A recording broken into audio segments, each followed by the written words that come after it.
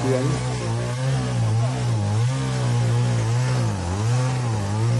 แต่วิตาเล่นเลยอ๋อเตะผัดดูพี่เอ๋แต่ดีอ่ะ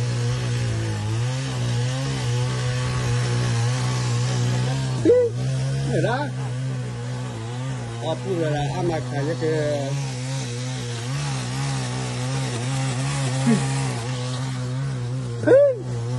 เดี๋ยวเราก็เราไปใหญ่มั้งนี่เล็กไปแล้ว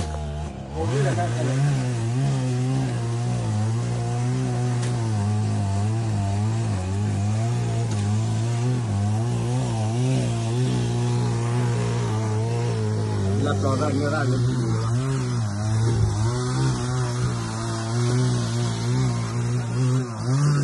อามาค่ะ